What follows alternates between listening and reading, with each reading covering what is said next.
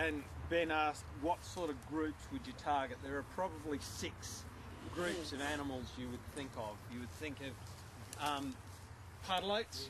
So really you only want a space of about 150 mil square. So a cube of 150 mil, really small faceplate, you're only talking about a 30 mil hole in the front. So you can do that quite easily. You're then talking about the smaller parrots. As I was speaking to Perry earlier, 2 locally that really do need assistance is purple-crowned lorikeets, because their numbers are well down, and also red rumps. Red rumps are fine out of the city, but they don't really get to the margins of the city. Occasionally they'll come into places like here, or even Windsor Street and Unley. So that would be another good group. And there you're probably talking about 50 odd mil holes. You go up to the larger parrots that we were talking about earlier. Okay, so between them, that'd be the second group, the 2 parrots. You then have kookaburras and boobook owls, and the possums, finally the bats. So in essence, parrots, pardalotes, possums, kookaburras and boobook owls, and the bats is the 6 groups in essence you're thinking of. All of the groups except for the bats, as we said, from probably somewhere northeast to due south in a dead tree. In a tree like this, because of the environment, it probably wouldn't matter if you put it on any side of the tree. The one side I would avoid is the southwest, just because of the prevailing wind and water. Bats, on the other hand, like to be as hot as possible. They're a really small animal. The largest species we tend to get here is 30 grams. Most of them are probably somewhere between about 7 or 8 grams and 18 grams, so about the size of your thumb. On that note, I think that's where the dead standing stags that we're leaving really lend themselves to bats. Absolutely. And that's one of the 3 reasons bats have gone down, because people think of caves and bats. Here in Australia, and South Australia in particular, about 26 species of bats. There are only 2 that are obligate cave users. There are about a half a dozen that use caves, but most of them use trees and tree hollows. Okay? And they want to be as warm as possible. So at the end of the day, when they fly out after the sun has gone down and just at dusk, they don't have to warm themselves up. They actually lower their body temperature during the day to conserve energy, and then they have to heat up again. So if we preheated them by putting them north and northwest, they don't have to expend energy to do so. It's easier for them to build up fat reserves for winter and that sort of thing. So this is something I hadn't done until yesterday. With James? Until James basically came along and said, well, what if you do this for the bats? And I thought, what a great idea. So the idea behind this, you may as well run over it, Jay. Actually, start with yours, and where, because I think that's much better. Yep. So I suppose this is where we started off, and the idea of this is that it'll be actually up the other way, so it's not going to fill up with water or anything like that. But it's all you do with the chainsaw is bore in on an angle, and then with your bar you can basically hollow out a really large section in here. You want it about 2 chainsaw bar widths. Number 1, so that the bats can get in there. If it's too thin, they won't. But you can see by the bark, we've gone in. Here we've got a beautiful little poking stick, but we might get in a fair way. We've gone in like the full length of a 14-inch O2O bar, so it goes down to here, and that'll create a really nice, basically warm, humid environment. It probably won't change temperature that much though, because it's so insulated with the piece of wood. So from that, then we've moved on to this. And in fact, I think both have benefit. Because of the nature of the cut, the wood's going to be much thicker here, so it'll be more insulated, but this gives the bat the opportunity to move up and down. What you're looking for is about 12 to 15 mil. The entrance only wants to be that wide. If it's any wider, it's going to let larger species in that are potentially a threat. Now, there aren't too many threats in that way here in South Australia, but some work's done in Victoria said they really want to be 12 to 15 mil wide.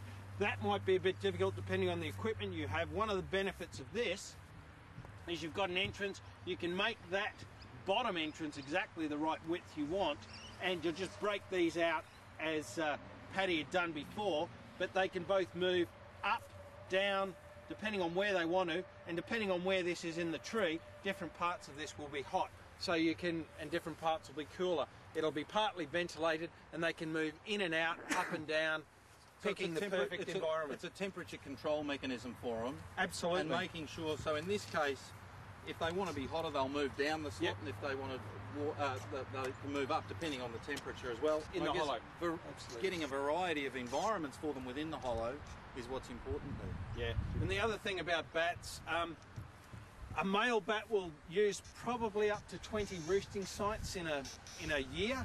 A female bat will use far less, and what we'd particularly like to try and create is maternity roosts, and this is where the mothers only take the pups out with them for a certain amount of time because they are so heavy, and then they have to leave them behind. And depending on the species, you might have 10 females up to 200, 250 animals using some of these. So that would be great for 10, that would probably be great up for about 20 or 30 animals.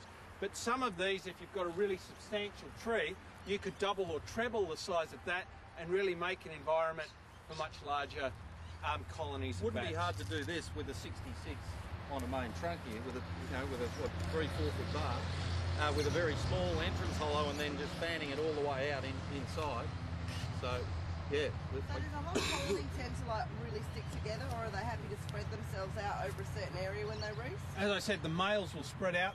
The females. females and the pups in particular stick together because they use one another's body heat to maintain their own heat.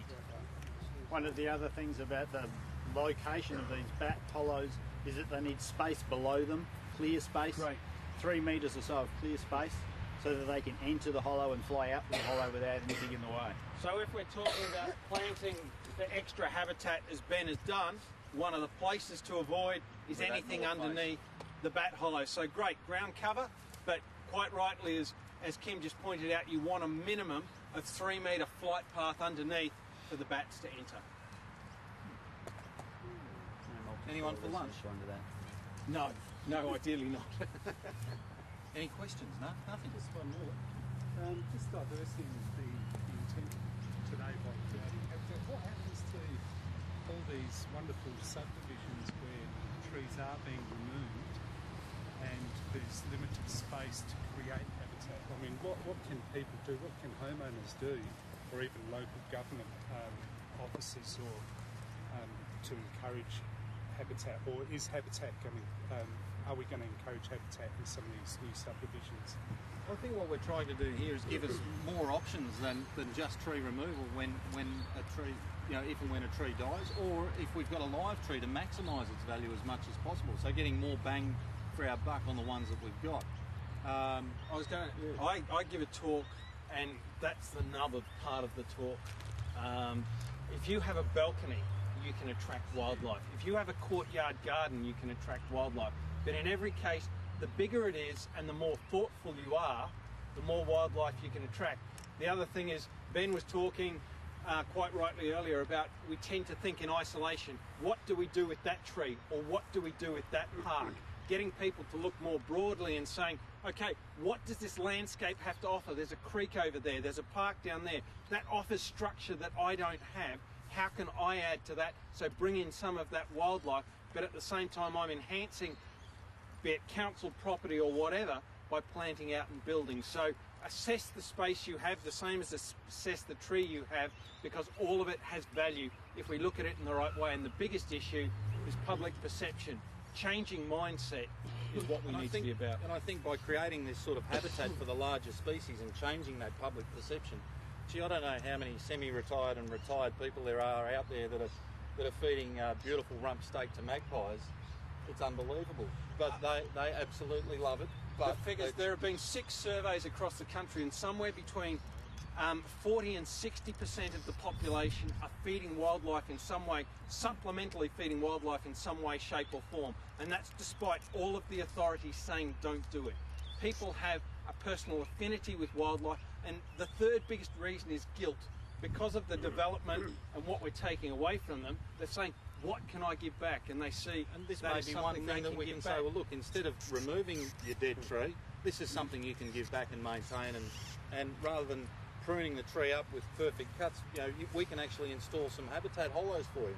And in fact, the community gets ownership. I was doing some work for Unley Council at Ridge Park, and I had 5 or 6 over 2 days people coming up and saying, what do you think you're doing to our trees? Because I was putting up some nesting boxes, and I explained to them, good job, keep it going, and say congratulate the council on it. When they understand what you're trying to achieve, they start to get more ownership. You're adding value to what they already appreciate. And maybe people should actually see that with a significant tree in that backyard, it's exactly the same. Yeah? It's about promoting what their significant tree is and the habitat value of those. You know, that's probably not done enough either. They should be proud of what they've got. Yeah, absolutely. In fact, a really easy thing to do would be councils to run a congratulatory scheme. Who has? What is the best tree? And you can only win once every 10 years or something in backyards, and really promote or congratulate people for retaining and achieving. Well, I think what happened with the new subdivision is congratulating people for the best standard roads, because that's all they can fit in their garden. Yeah, so that needs Best to be looking changed. footpath.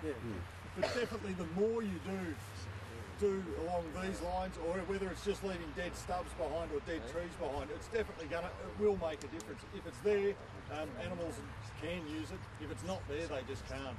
I reckon without a doubt every one of you would have looked at what we've done here and has got some little improvement that you can add to it pretty quickly. And I think we're not trying to reinvent the wheel here. What we're saying is, look, here's a base, here's some stuff that we've learned, and it's time that we can all improvise from here on in and make it just better and better. And the more knowledge we have from people like Jason, the better it's going to get. We've changed this rather dramatically as to where we started. We ran our first workshop on it this year, the Victorian Arbour Camp, and we started off realistically by doing a scarf cut and taking that out and creating a hollow behind it and putting the scarf back in. And we've basically got, it's evolving, and it'll continue to evolve and get better and better. Jared came up with a really good idea we hadn't thought of with the face plate that we've been taking off. As soon as you do it with a chainsaw, you've got a 5mm gap on each side. So if you'd like a really neat fit to do there, all you need to do is get a silky or an ARS or whatever you like, handsaw, do it with a handsaw or a bow saw, and you end up just about eliminating that gap, which makes a much tighter, neater fit. And long term, that face plate will stay on there longer. Just one final thing, and I know David wants to jump in, but this is a plea to David. You're out there doing this every day, but what we need to do is publicise it, engage the public, let them know what they're doing, and I think that's where TreeNet plays an incredibly important part. The more people that are aware that they can contribute in simple ways like this, the more buy-in we're going to get.